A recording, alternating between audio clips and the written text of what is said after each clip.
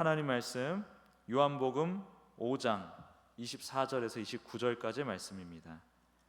요한복음 5장 24절에서 29절까지의 말씀입니다. 요한복음 4장 24절에서 29절까지의 말씀 같이 읽도록 하겠습니다. 시작. 내가 진실로 진실로 너에게 이르노니 내 말을 듣고 또 나 보내신 이를 믿는 자는 영생을 얻었고 심판에 이르지 아니하나니 사망에서 생명으로 옮겼느니라. 진실로 진실로 너에게 이르노니 죽은 자들이 하나님의 아들의 음성을 들을 때가 오나니 곧 이때라. 듣는 자는 살아나리라.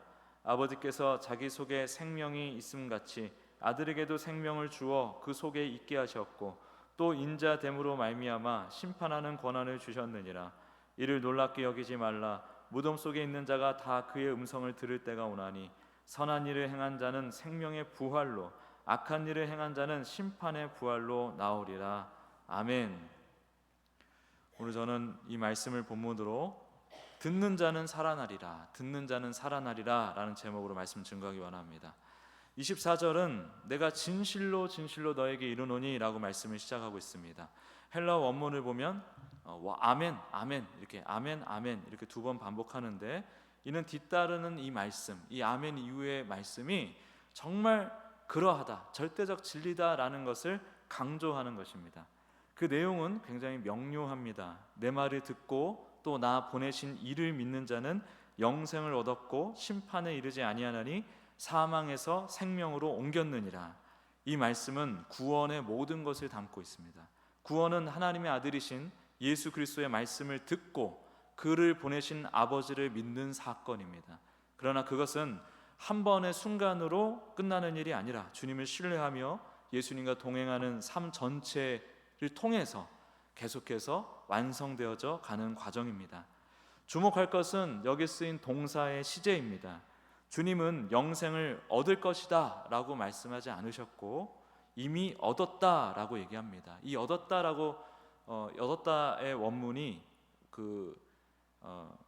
현재 소유하고 있다, 이미 가지고 있다라는 뜻이에요. 이 가지고 있다, 그리고 사망에서 생명으로 옮겨질 것이라고 한 게 아니라 이미 옮겨졌다. 이 옮겨졌다는 또 어떤 의미냐면 완전히 건너왔다라는 뜻이에요. 그러니까 이미 영생을 우리가 현재 소유하고 있고 또 완전히 그 영생이 우리의 것이다, 이미 어딘가로부터 건너와서 우리 것이 되었다라고 선언하는 것입니다.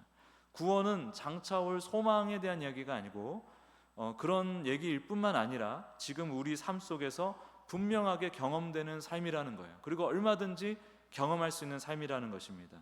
그렇다면 어떻게 이 놀라운 구원이 현재 우리의 것이 될 수 있을까?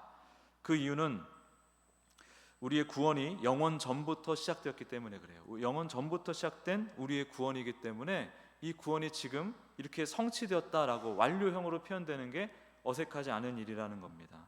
제가 엄청 많이 인용하는 성경 구절 있죠. 에베소서 1장 4절에서 보면 하나님께서 창세 전에 그리스도 안에서 우리를 택하셨다라고 증언하고 있습니다.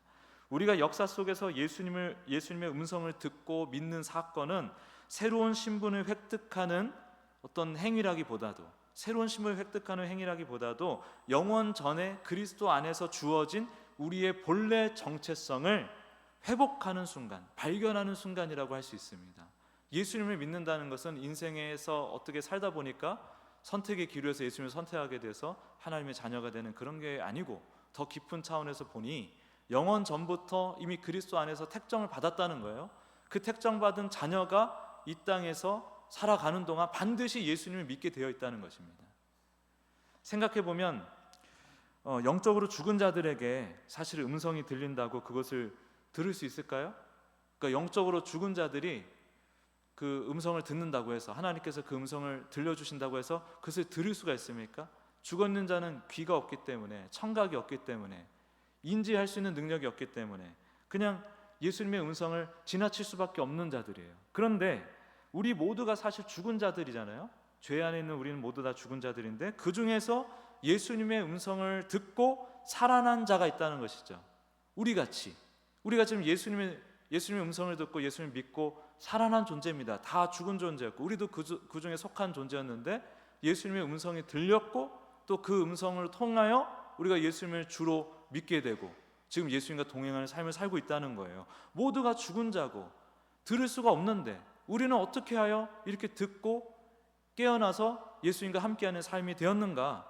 왜 그러냐? 이게 바로 에베소 1장 4절에서 얘기하는 거, 에베소 1장 4절에서 얘기하는 것입니다. 창세전에 이미 작정된, 그렇게 하기로 작정된, 되기로 작정된 하나님의 자녀들이기 때문에 그렇습니다. 다시 말해 창세전에 택정하신 그 자녀들만이 이 땅에서 예수 그리스도의 음성을 듣고 깨어나게 되어 있다는 것입니다. 물론 그것이 우리가 기대하는 특정한 모습으로만 보이진 않을 수 있습니다. 각자의 과정과 때가 있기 때문에.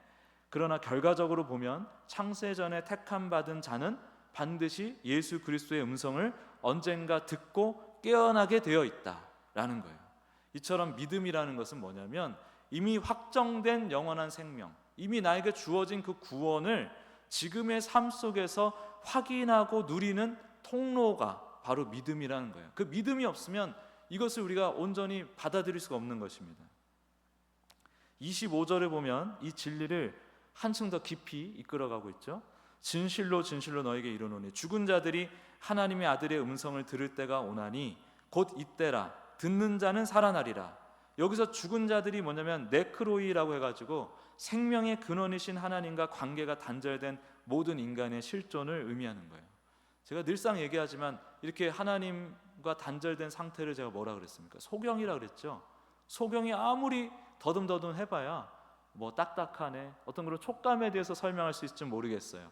어쩌다가 그 모서리를 한번 훑으면서 아 이거 뾰족하네, 둥근해, 이런 정도는 감지할 수 있을지 모르겠습니다. 그러나 그것이 어떤 실체다라는 것까지는 이룰 수가 없는 것이죠. 코끼리를 소경이 이렇게 만지면서 이거 통나무인가? 혹은 뭐 되게 거친 나무인가? 이렇게 생각할 수 있는데 그것이 코끼리라는 그 실체에 대해서는 이룰 수가 없는 거예요. 소경은.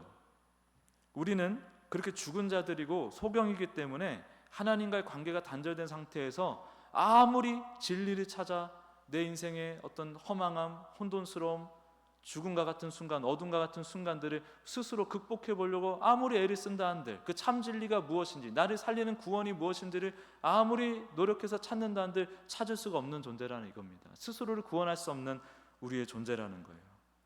죄는, 이게 죄예요. 죄는 우리를 하나님으로부터 분리시켰고 이 영적인 분리 자체가 성경에서 말하는 사망이에요. 사망. 그래서 심장이 뛰고 있다고 해서 살아있는 게 아닙니다. 하나님 앞에 살아있는 자가 살아있는 자예요. 하나님과 관계가 연결되어 있는 자가 하나님 앞에 살아있는 자입니다. 하나님과 관계가 끊어진 자는 심장이 뛰고 있어도 그걸 살아있다고 얘기를 하지 않아요. 죽어있다고 얘기를 합니다. 그거는 죽은 것입니다. 그게 성경에서 말하는 사망이라는 거예요. 사망. 그래서 여기 이 말씀에서 얘기하는 죽은 자들이 누구냐? 예수님을 안 믿는 자들, 단순히 그런 얘기가 아니라 이미 우리가 가지고 있는, 스스로 하나님 노릇하는, 인생의 주인 노릇하는 그 죄로 인하여 하나님과 끊어진 상태에 놓여진 모든 인간을 얘기를 하는 거예요. 그 중에서 예수님의 음성을 듣고 살아난 자가 있다는 얘기입니다. 우리는 이 관계의 단절이 어떤 것인지 경험적으로 간혹 경험하게 됩니다. 알게 됩니다. 정말 친한 가족과 가장 가까운 가족과 관계가 멀어질 때, 말을 섞지 못할 때, 집안 공기가 숨이 막힐 듯하고, 또 뭐 친밀했던 부부가 등을 돌리고 헤어지고, 부모 자식 간에 원수같이 지내고, 이럴 때 우리는 엄청난 고립감을 느끼죠. 그 관계의 단절로 인해서 죽음과 같은 고통을 느낍니다. 관계의 단절이라는 것은 호흡을 이어가도 생명을 잃은 것 같은 공허를 우리에게 계속해서 남겨요. 늘 공허합니다. 이 관계가 끊어진 자들, 가족 관계가 안 좋은 분들은 늘 마음이 공허할 수밖에 없어요. 하나님과의 관계가 끊어진 영적 죽음이 바로 이와 같다는 것입니다. 바로 이 영적 죽음 속에 있는 우리를 향해 하나님의 아들의 음성이 들려옵니다. 복음이 선포됩니다. 그 음성을 듣는 자, 즉 그 음성을 신뢰하고 인격적으로 받아들이는 자는 살아납니다. 하나님과의 끊어졌던 관계가 회복되고 참된 생명으로 전환되는 영적 부활이 일어나는 거예요. 그래서 아까 사망이 영적인 의미잖아요. 사망이라는 것이 하나님과 끊어진 그 상태가 사망이다. 부활은 무엇이냐? 하나님과의 연결이 다시 회복된 것이 부활이에요. 그래서 우리에게 첫째 부활이 있고 둘째 부활이 있죠. 첫째 부활은 뭐냐면 우리의 신분이 회복된 것입니다. 창세전에 택정받은 그 하나님의 자녀의 지위를 되찾은 것, 그것이 우리의 첫째 부활이에요. 그리고 두 번째 부활은 뭐냐면 장차 예수님께서 마지막 때, 마지막 날에 오셨을 때 우리가 육신의 부활이 있게 되는데, 그것이 부활, 두 번째 부활이자 우리의 구원의 완성이 된 거죠. 이런 엄청난 사실 앞에서 사람들의 반응이 나뉩니다. 믿지 않는 자들은 이 모든 것이 그냥 말장난같이 들려요. 그리고 불공평한 운명론처럼 들릴 수도 있습니다. 굉장히 마치 본인이 하나님인 것처럼, 본인이 그 지금 비참한 인간의 실존 중에 하나이면서도, 그렇게 놓여 있으면서도 마치 자신의 죽음을 영화처럼 볼 수 있는 존재처럼 생각한단 말이죠. 마치 스스로를 하나님처럼 생각하고 이러한 생각과 이런 말씀 진리들을 판단하는 그런 모습이 있다는 것입니다. 그러나 이미 예수 그리스도의 음성을 듣고 깨어난 자녀들에게는 이것이 엄청난 은혜의 말씀이에요. 한량없는 은혜의 말씀이에요. 나 같은 없음이, 나 같은 죽음이, 죽었던 자가 어떻게 하나님 앞에 산 존재가 되었는가? 성자 하나님 예수님께서 어떻게 이런 나를 위해 죽으시고 부활하신가? 어떻게 나 같은 자를 위해서 죽으시고 부활하실 수가 있지? 이성적으로 도무지 받아들일 수 없는 이 현실이 주님께서 선물로 주신 믿음을 통해 깨우쳐지고 받아들여지는 거예요. 이거는 제가 아무리 그럴듯하게 설교를 한다고 한들 되는 일이 아니라 성령님께서 강력하게 역사하는 가운데 그 말씀이 깨우쳐져서 마음속에 탁 새겨져야 비로소 누릴 수 있는 기쁨인 것입니다. 이 기쁨을 여러분들이 누리길 바랍니다. 우리 모든 성도님들이 도대체 저 송결 목사 하는 말이 무슨 얘기냐, 저 말씀의 진리를 깊이 깨닫고 그 안에서 참 평안을 누리길 바라요. 우리는 고백할 수밖에 없습니다. 이것을 깨달은 자, 이 모든 섭리적인 은혜를 깨달은 자는 고백할 수밖에 없어요. 모든 것이 전적인 주님의 은혜구나, 모든 것이 전적인 주님의 사랑이자 능력이구나, 주님의 열심이구나, 주님의 일하심이고 주님의 성취구나. 내 인생 자체가 내가 어떻게 예수님을 믿고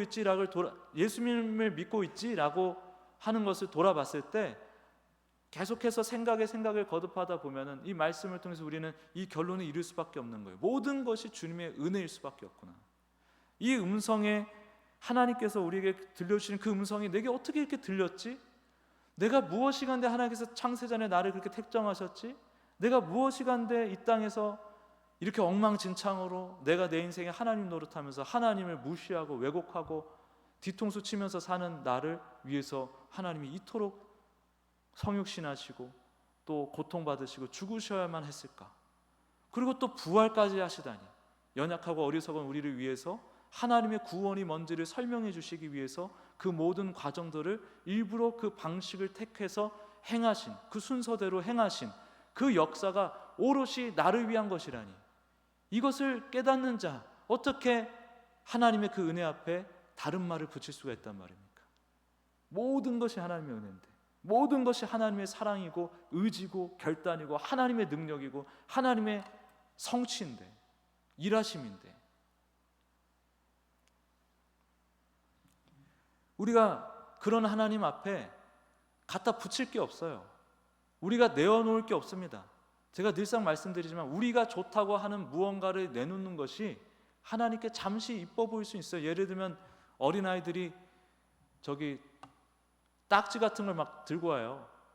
어디 이렇게 제가 여름 성경학교 어디 선교 가가 단기 선교 가서 이렇게 뭐 하면은 그 아이들이 자기들끼리 가장 소중한 것들이 있거든요. 옛날 구슬치기 할 때는 구슬을 막 모아서 가져오고, 딱지치기 할 때 막 딱지를 가져오고, 혹은 어떤 아이는 그 무슨 카드 같은 게 있어요. 그 아이들 애니메이션 만화 영화 그 캐릭터가 그려진 카드, 그런 거 아주, 그게 이제 저기 뭐야 레어템이라 해가지고 막 그냥 늘상 뽑으면은 나오는 카드가 아니라 어쩌다 한번 나오는 카드가 있거든요. 그런 게 보물이에요, 보물. 아이들의 그런 거를 이렇게 들고 나옵니다. 저한테 주려고. 그거를 보면은 저는 이쁘죠, 애들이 사랑스럽죠. 근데 그 아이들이 30이 되고 40살이 됐는데도 저한테 딱지를 가져온다? 그럼 제가 그 사람을 어떻게 볼까요? 하나님 앞에 드리는 것, 우리가 어린 나이 때는 주님 우리의 열심을 좀 보십시오, 나 잘하고 있죠, 저 잘하죠 하면서 막 칭찬받고 싶어가지고 자신이 생각하는 자기 딴에 우리 딴에 내놓는 그 좋은 것들을 하나님께 막 드리려고 애를 쓴다 이 말이에요. 근데 그거는 어린아이 신앙에서나 유효한 모습이라는 거죠.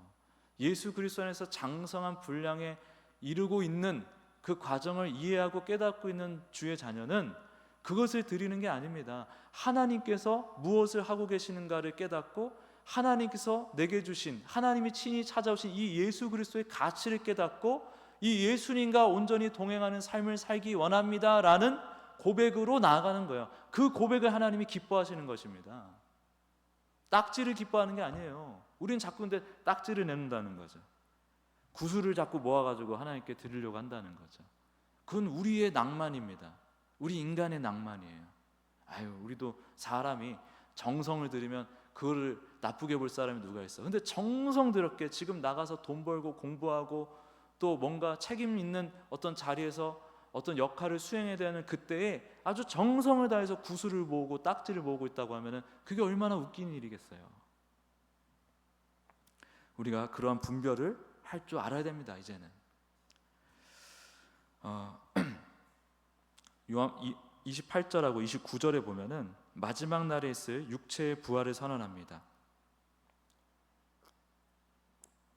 무덤 속에 있는 자가 다 그의 음성을 들을 때가 오나니 선한 일을 행한 자는 생명의 부활로, 악한 일을 행한 자는 심판의 부활로 나오리라. 여기서 선한 일과 악한 일의 의미를 정확하게 파악을 해야 되는데, 요한복음 전체가 증언하는 선한 일의 핵심, 그것은 도덕적인 성취가 아니에요.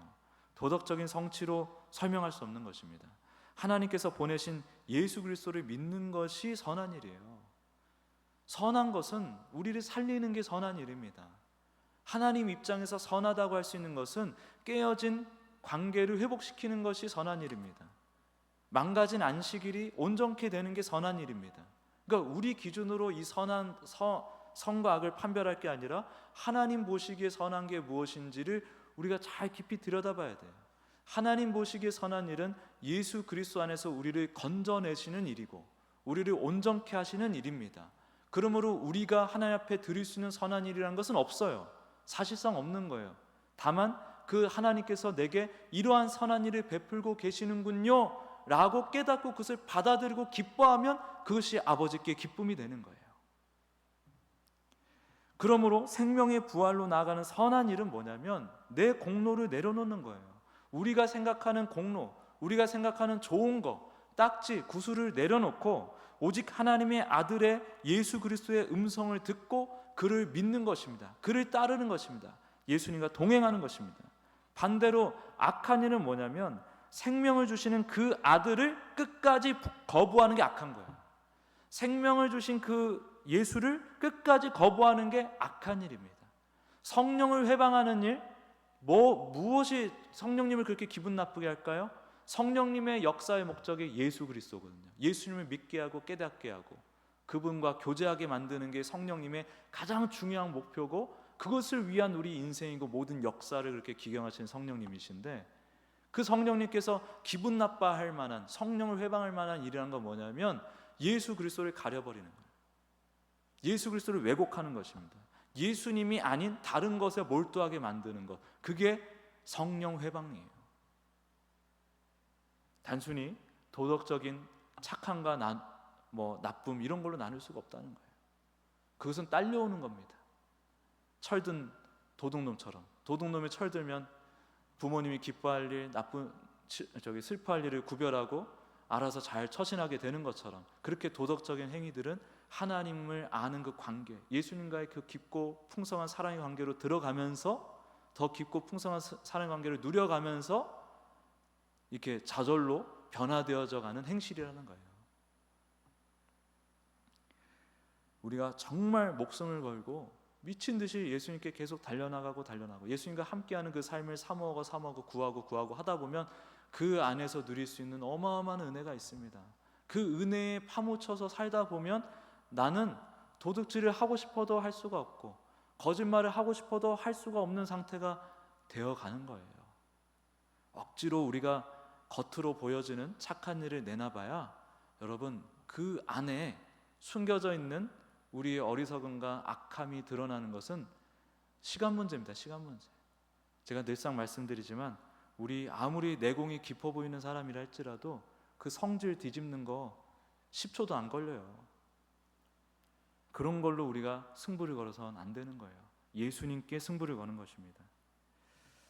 그렇게 예수님을 끝까지 외면하고 거절하고 끝까지 내 인생의 주인은 나야, 예수님은 끝까지 나를 그 자리에서 끌어내리려고 하시고, 나는 끝까지 예수님을 내 자리, 내가 주인된 이 자리, 내 마음의 이 왕좌에서 끌어내리려고 애를 쓰고, 그렇게 끝까지 예수님을 거부하는 자, 그 자는 어떻게 될까요? 자기의 죄를, 다른 사람들은, 예수를 믿는 자는 예수님이 그 죄를 다 해결해 주시는데 그 사람은 자기 죄를 자기가 해결해야 돼요. 자기가 그 죄를 해결해야 돼요. 그리고 그 사람이 믿는 그 기준은 율법주의고 도덕주의이기 때문에 그 사람이 생각하는 그대로 심판을 받게 되어 있습니다. 도둑질한 거에 대해서 우리는 도둑질을 하든 말든 그런 차원의 문제가 아니거든요. 더 큰 깊은 차원에서 하나님과의 가족이 되면, 예수님 안에서 하나님과 가족이 되면, 연합이 되면 우리는 건짐을 받는 것인데, 이 사람들은 하나님을 배신하는 것으로 인해서 영원한 형벌에 죄값을 치르게 될 뿐만 아니라 거기에 플러스 알파로 자기가 그렇게 신봉하고 있는 그 인과율적 사고 안에서 도덕적으로 흠결이 있는 것에 대한 심판까지 같이 받게 되는 거예요. 이걸 뭐라 그러냐면 심판의 부활이라고 하는 것입니다. 이들이 부활하는 이유는 심판받으려고 부활한다는 거예요. 그러므로 모든 것은 하나님의 아들의 음성을 듣는 것에 달려 있습니다. 듣는 자는 살아납니다. 이 음성이 지금도 우리에게 들려오고 있어요. 지금도 이 자리를 통해서, 우리 일상을 통해서, 여러 예배의 자리를 통해서 여러분들에게 하나님께서 계속해서 예수님에 대한 그 말씀을 들려주고 계십니다. 그것을 듣는 자는 사는 거예요. 아직 그리스도 밖에 있다면 이 생명의 음성을 듣고 믿음으로 반응하면 영원한 생명을 얻게 되는 것이고요. 이미 그리스도 안에 있는 은혜를 누리고 있다면 더욱 날마다 더 깊게 주님의 음성 듣기를 사모해야 합니다. 그 은혜를 깨달은 자의 삶은 어떻게 변합니까? 나는 오직 이 사랑과 은혜의 주체이신 예수 그리스도만을 가장 귀하게 여기며 기쁨으로 동행하는 삶을 살아야겠다. 삶의 가치관, 기도의 방향이 완전히 바뀌어 버립니다. 나의 모든 열심을 주님을 알고 배우고 누리고 동행하는 것에 쏟아붓게 되는 거예요. 헛된 목적을 위해서 쏟아부었던 열심, 껍질을 다 까보니까 결국에는 나를 위한 열심이었던 그 열심, 그 에너지를 온전히 예수님과 동행하는 것에 쏟아붓게 되는 것입니다. 이게 진짜 가치라는 걸 발견했으니까. 밭에 감추인 보화가 어마어마한 거예요. 만약에 거기 석유가 막 난다고 생각해 보십시오. 석유. 그러면 아무도 몰라요. 석유가 나는지 안 나는지. 나만 딱 어쩌다 발견했어요. 그럼 여러분 전 재산을 갖다 바쳐서 그 밭을 사야 되는 거 아닙니까? 수천 배, 수만 배 부자가 될 수 있는데, 감추인 밭의 보화를 내가 발견한 거예요. 예수 그리스도를 우리가 발견했습니다. 그러면 예수 그리스도를 위하여, 예수 그리스도와 함께하는 그 삶을 위하여 내 인생에서 가치롭다고 여기는 것들 다 투자해야 되는 거 아니에요? 10,000배가 뭡니까? 1억 배, 1조 배, 1경배, 항아사 이런 표현도 있죠. 항아사배, 어마어마한, 비교할 수 없는 무한한 가치와 영광이 우리의 것이 되는데요, 내 인생 던져봐도 되지 않을까요? 물병에 물을 가득 채우려고 아무리 애를 써봐야 힘들어요. 많이 채워봐야 그 물병의 크기만큼밖에 안 됩니다. 진짜 이 물병에 가득 물을 채우는 방법은 뭐냐면 그 물병이 물 안으로 들어가는 거예요.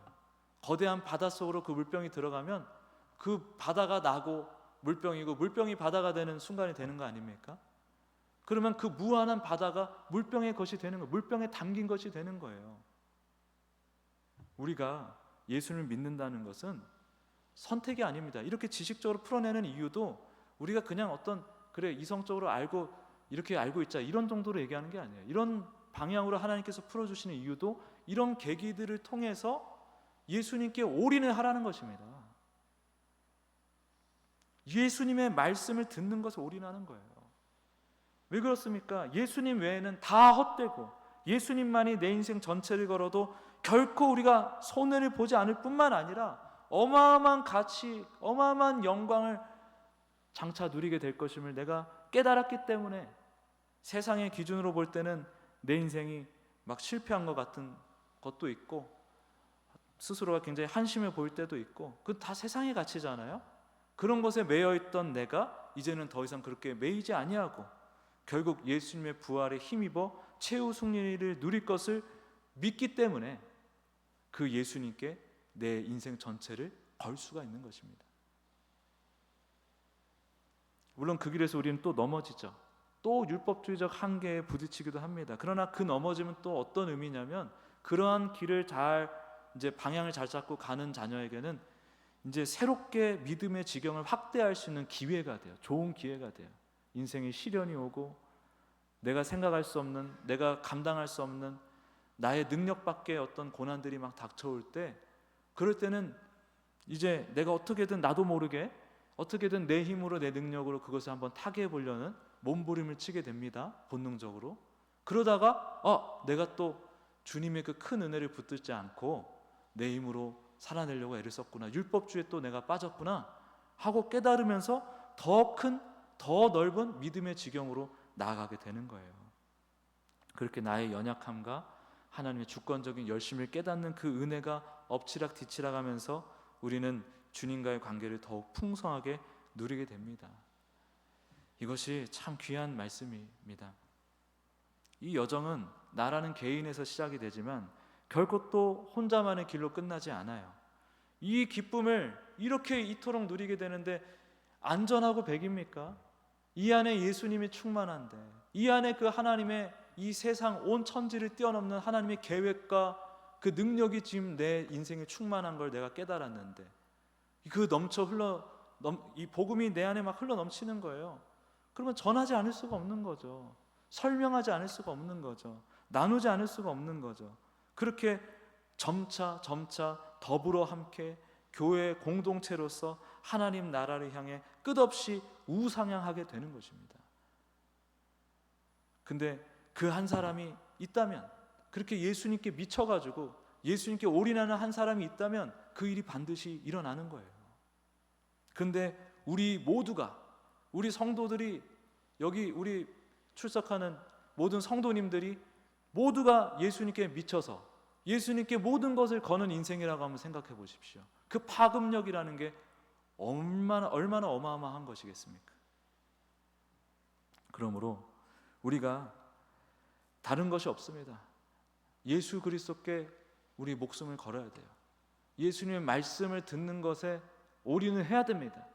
우리의 시간, 열정, 열심을 예수님의 말씀을 듣고 깨닫는데 그냥 온통 쏟아 부어야 돼요. 거기까지 한번 해보세요. 해봐야 그 다음은 알죠. 거기까지 가봐야 그 다음은 알죠. 성경도 찔끔찔끔 읽을 게 아니라 읽을 거면 그냥 냅다 그냥 한 권씩 읽으세요. 사도행전을 이게 한 권짜리 책인데 이거를 1년 동안 읽고 있습니까? 사도행전 한 권은 그냥 앉은 자리에서 읽어버리는 거예요. 기도하면서. 그런 식으로 말씀과 기도를 할 때도 찔끔찔끔 그냥 하는 게 아니라 에라 모르겠다 하고 우리 목사님 하시는 것처럼 금식 기도하고 기간 딱 정해서 집중해서 기도하고, 그렇게 우리가 계속해서 예수 그리스도께로 승부를 거는, 예수님으로 승부를 거는 인생이 되어야 되는 것이죠. 거기서 일어나는 엄청난 생명의 역사가 있다니까요. 우리가 살아나고 우리 문제가 해결되는 건 선물처럼 주어질 것이고요.